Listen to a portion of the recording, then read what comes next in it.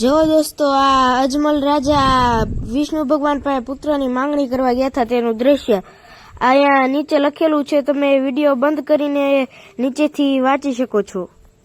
આ ચિત્ર પહેલેથી છે કે અજમલ રાજાએ કેવી રીતે માંગણી કરી, તેને કેવી રીતે પુત્ર મળ્યો, એ તમે બધું જ લખેલું છે. આમાં તમે જોઈ શકો છો.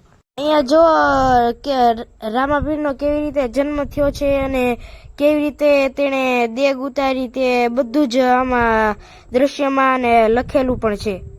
તમે વિડીયો બંધ કરીને વાંચી શકો છો.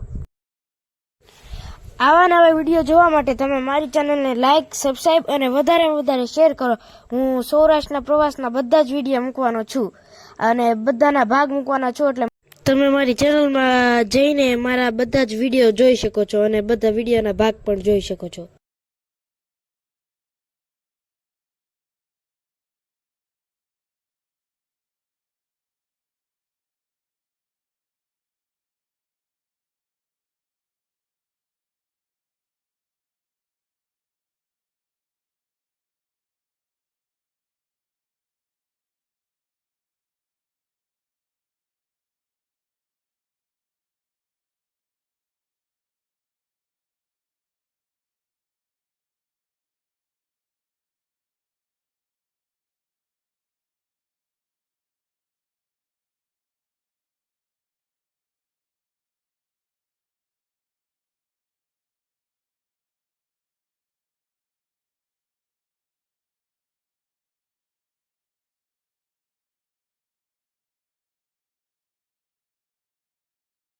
જો દોસ્તો અહીંયા નવા રણુજા ભગવાન અને કેટલાય ભગવાન અને ભક્તોની મૂર્તિઓ અહીંયા છે સરસ મજાની, અને મૂર્તિઓ માટે બધાનું નામ પણ લખેલું છે, તમે જોઈ શકો છો.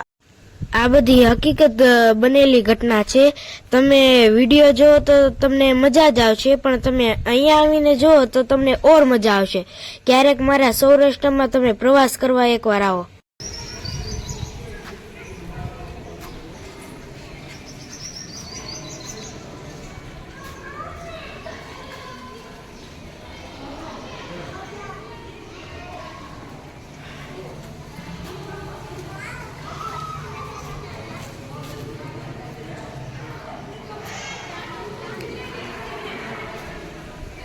Ah, boleh kan?